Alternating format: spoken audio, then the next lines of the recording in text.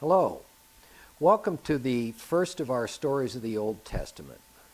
This is going to be a 12-part series on the major players, the primary figures in the Bible, the events that took place during their lives, where those took place, and an estimate perhaps of when these events took place. It's our intent to try to give an overview of the Bible and allow the Bible student a chance to put things in their chronological order and understand the events that took place in the Old Testament. Many people are a little bit uncertain about those things, but the Old Testament is the foundation of our Christian faith, and it was the book that was taught by Jesus and the disciples, so it's important to know who these people were, where they lived, and what they did. Now, if you want to understand the Bible, it's important to know where these events took place. I'm going to start off with what I call the lay of the land. The ancient cities were built in particular places because they had enough water, perhaps they had enough land, certainly extra land to grow additional crops and produce that they could then trade. They had to be able to protect their cities. And so they might build their cities on a mound, they might make an artificial mound, and then of course you have to be able to have contact with adjacent cities, and so the roads that were laid out followed the most convenient way to get from city to city. The remarkable aspect of this is that the cities that existed 5,000 years ago are still there today because that's the best place to put them.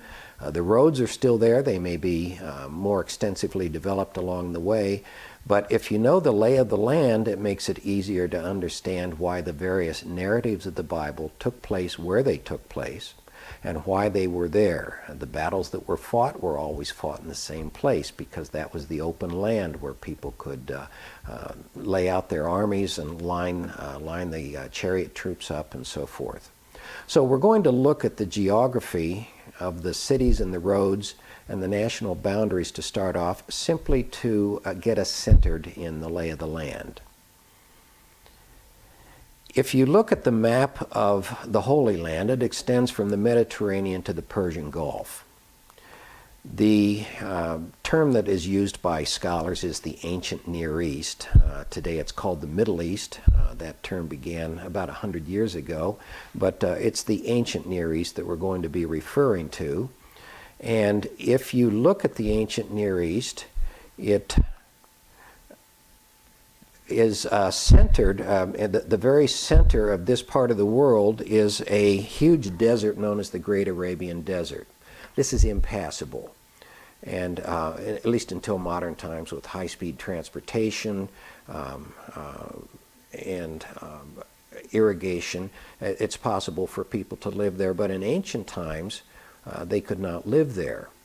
There was, however, a perennial and predictable water supply that could be found in the eastern end of the ancient Near East, and these are the Tigris and Euphrates rivers in an area known as Mesopotamia. It means between the two rivers.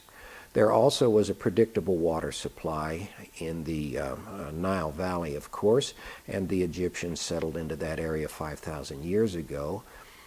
The original cultures that developed in the ancient world, such as the Sumerians and the Akkadians, who are not mentioned in the Bible, the ancient Babylonians, who were supplanted by the Assyrians, and then more Babylonians, appeared in that region, but very soon after the appearance of the Sumerians, we have Egyptians, and the Egyptians have been there for 5,000 years. The area on the eastern end of the Mediterranean was settled by a group of people known as Canaanites. Now, Canaan was not an actual kingdom. It was a collection of small city-states, similar to the medieval castles and areas of Europe. In the Middle Ages, you would have a fortified city surrounded by villages and small towns, mostly unfortified, and they were in a very loose alliance in which they might help each other against outside aggressors. Finally, with the passage of time, the area at the headwaters of the Tigris and Euphrates rivers were settled by Hittites, Hurrians, and the Mitanni, who are not mentioned in the Bible, and then later on people known as the Syrians. Now, if we continue on this map and outline the place where people lived, you can see it makes kind of a crescent shape, and that's where the academic term of Fertile Crescent was created. The problem that was encountered by people in the ancient world is that if they were trying to travel from Mesopotamia to Egypt, they encountered the desert and had to bypass the desert. And of course, on the western side of that area, you had the Mediterranean, which means that anybody traveling from Mesopotamia to Egypt or vice versa was funneled through a very narrow area of land that has been termed a land bridge. And it became a flashpoint between people coming and going, and it was the site of numerous battles because whoever controlled the land bridge controlled the major trade routes of the ancient world.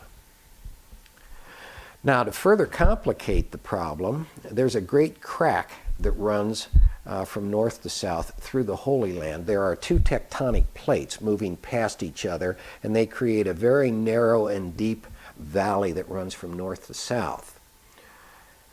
We find that the crack of the Great Rift runs from actually up in the region of Turkey down to the Serengeti Plain in Africa.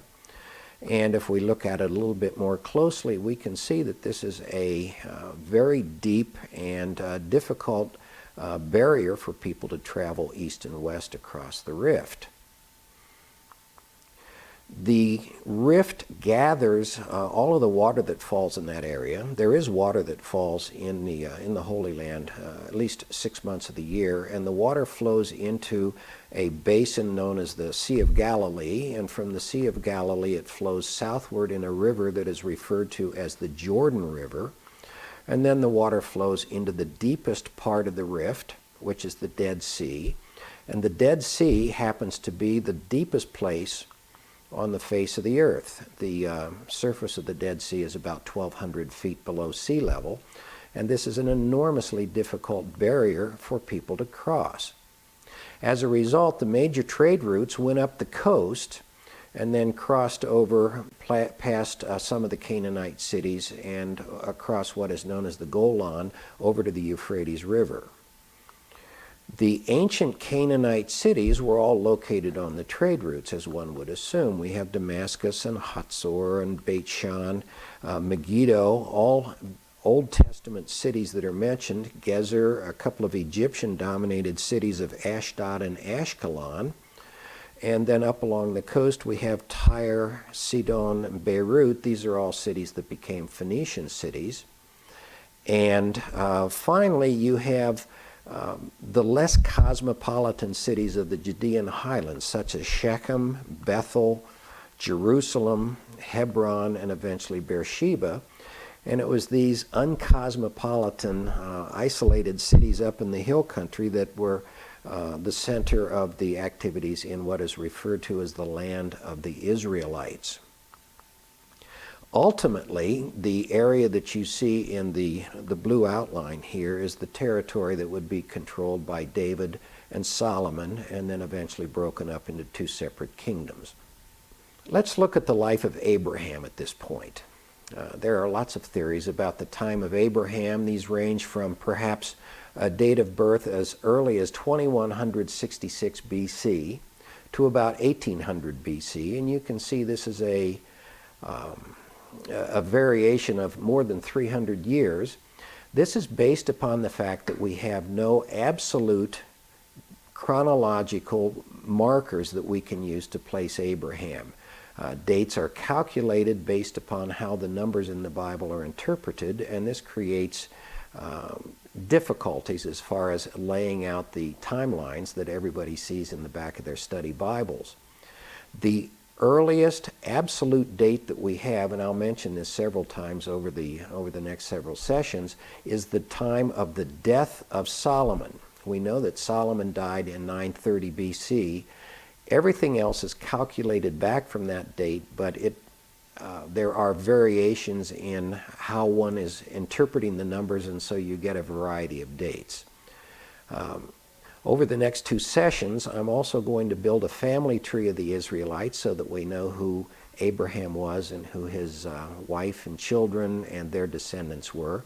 And this is the first of the windows of the family tree that we're going to build. We are told that Terah had 3 sons of whom we are informed. There's Abram and then his 2 brothers Nahor and Haran. And we are also told of a nephew of Abram who eventually becomes Abraham, by the way. Abram's nephew Lot was an individual who traveled to the Holy Land with Abram. We are also told of a daughter of Terah. Her name is Sarah. She's a half-sister of Abram, and she is his wife. There are a couple of stories where Abram misleads individuals as to the relationship between himself and Sarah, but she is indeed his sister. She's a half-sister, a different mother, and then she is his wife as well. Now, the Lord approached Abram, we are told. He was elderly at this point. He was 75 years old. His wife was 65 years old. She was childless, which is unfortunately, it's a terrible shame in the ancient world. The purpose of a woman was to bring children into the world, and the task of the males was to provide for the women and the children and to protect them and allow the tribe to grow and the numbers to multiply. In addition, the culture of the ancient world was Bedouin in the sense that your first loyalties lay with your children and your family, your immediate family. And then beyond that, you were loyal to your tribe. And then beyond that, you were loyal to a larger group. But there was no nation as such. There were no national boundaries. There were no national alliances. And everyone was very fearful of or even defensive about new individuals coming in. You would be an outcast and mistrusted when you traveled to a strange land, and yet that's what the Lord told Abram to do. He said, I want you to pack up, go to another place where you'll have no friends, no relatives. You would be an outcast and you would be mistrusted. Now, this is all part of what I like to refer to as God's grand plan, and as it plays out over the succeeding centuries, you can see that the Israelites, the group of people who were descended ultimately from Abraham, would be isolated throughout their entire existence, primarily to minimize outside influences. Abram was, we were told he was approached in a place called Ur of the Chaldees. Actually, that's probably an anachronism. It's a rewriting of the Bible. The Chaldeans came at a later time, but they were the later Babylonians, and so it's not entirely a misrepresentation of where he was. But the land of Ur of the Chaldees is probably at this point located at the southeastern end of the Fertile Crescent. We are told that Abram traveled with his father and his brothers to a place called Haran, and this is in the central portion of Syria today. From Haran, the Lord was able to instruct Abram to go to a new land, again, where he would be an outcast, where he would have no land, he would have no relatives, and he would be mistrusted. And he was told to go to Canaan, a land of Canaan. Now, the Bible lands at this time were severely balkanized, broken up into smaller areas, and it was highly paganized. Every land had their own gods. Every city had their own pantheons of gods and goddesses, and it was to Canaan that Abram was told to travel. Now, he arrived in Canaan, experienced various problems, and traveled to Egypt, which we'll see in a moment. But if we look at Canaan in a little greater detail, the way that he probably came down from Haran would be along the eastern side of the Great Rift. He would cross over, and the city of Shechem was located at the northern end of the Judean hills. He spent some time in Shechem, created an altar, and worshipped. Here is a photograph of Shechem today. It's the modern city of Nablus. And Shechem, which means shoulders, was applied to the area because you see that there are two hills there. There's Mount Gerizim and Mount Ebal. And Shechem plays a part in all the stories of the patriarchs, and Shechem is the site to which the Exodus returned to celebrate and rededicate themselves to the Lord after they after they gained entry into the Promised Land. The ancient city, as you see here in that small area, the ancient city has been excavated at that point. That is the location of the excavations of Shechem. And the ancient trade routes passed along the sides of the hills there from north to south, with north being off to the right in this picture, in this orientation. From Shechem, he traveled southward, ending up down in the region of Beersheba. And we are also told that because of drought, he eventually traveled to Egypt for a while, where he had his encounter with the Pharaoh, the king of Egypt, and it was there that he misrepresented his relationship with Sarai, suggesting that she was his sister and not his wife. This was done because he recognized that in those days a widow could be taken, but not a sister, and so he was afraid that they would take his life and create a widow out of Sarah and then take her into the harem. They then returned back to Canaan, greatly enriched, after the Pharaoh paid a recompense, a compensation to Abram for having mistakenly taken his wife into the harem. When Abram finally settled in Canaan, the land was already settled. We are told that. The Bible tells us that there were Canaanites in the land. In other words, there were already lots of people. The land had already been divided among various groups. And if we take a look at the map again, we can see that there were city-states located throughout the area. The Bible says at that time, the Canaanites were in the land. This is kind of a general term referring to all the different individuals. There were subdivisions, but for example, there was a city-state at Hatzor, one of the bigger Middle Bronze Age cities of its day. Megiddo, which guarded the pass that led through the Jordan highlands along the trade routes. There was Gezer, a major city, Ashkelon, Beit Shan, Shechem, Jerusalem.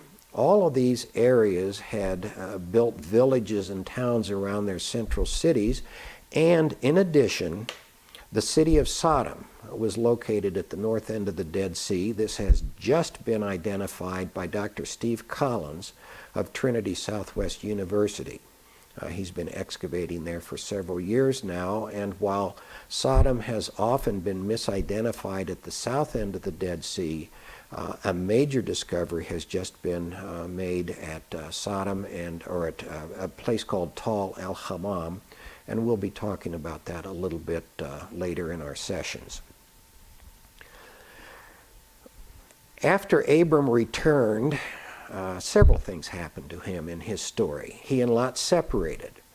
Their group had become too large to wander around these various city-states. They were suspect, they were not welcome, and so they divided into two smaller groups, and Lot descended down to what is referred to as the cities of the plain, and became a resident of Sodom until its destruction. Abram had to rescue Lot from a raiding party. We find he's a man of action, and he had his raiding force and his soldiers that were associated with him, and they had to rescue Lot from 5 relatively petty kings from the north who had done a raiding campaign down to the south.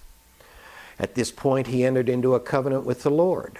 It was here that he was told that he would have a new name, Abraham, from Abram, and that he would be the father of a great nation. Ultimately, he found that the covenant had to be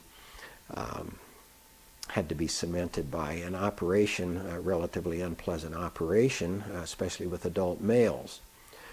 At that point, he fathered a child with an Egyptian servant girl, and that child was a son named Ishmael. But it was 12 years later that he was told that Sarah would bear him a son. And he received the name of Abraham at that point.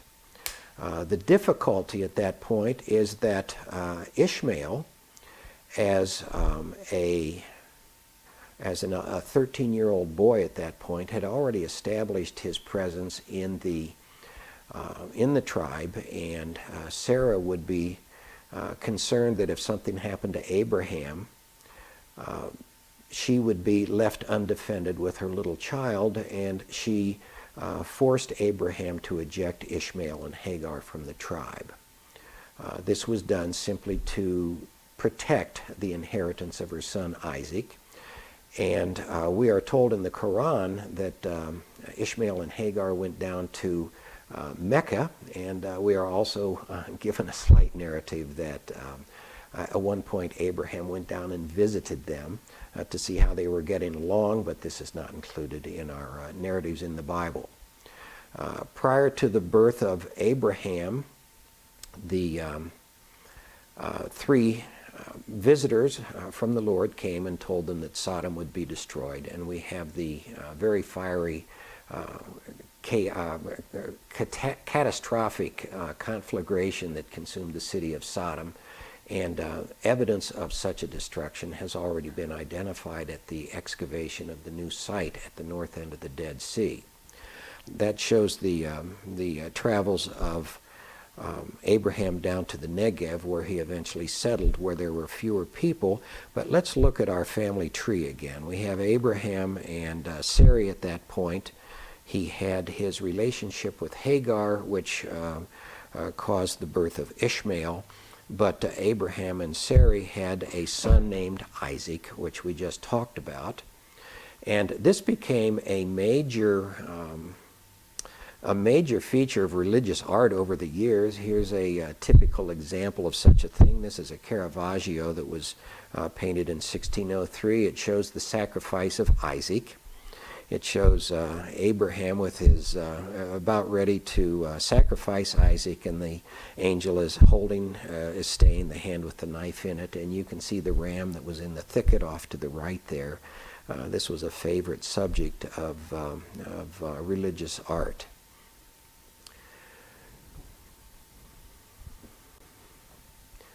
The reason why God selected Abram has always been a bit of a curiosity to me. Abram was a very ordinary man, and why God selected him was a bit of a puzzlement, but one of the most logical answers is that perhaps he was the best of the available males at that time. The world was violent, it was paganized and balkanized, and it very well may be that Abram was the best that God could find at the time.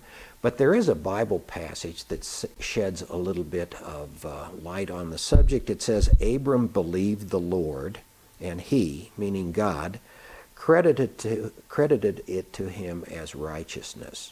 In other words, Abram heard and believed, and that's why he was chosen by God.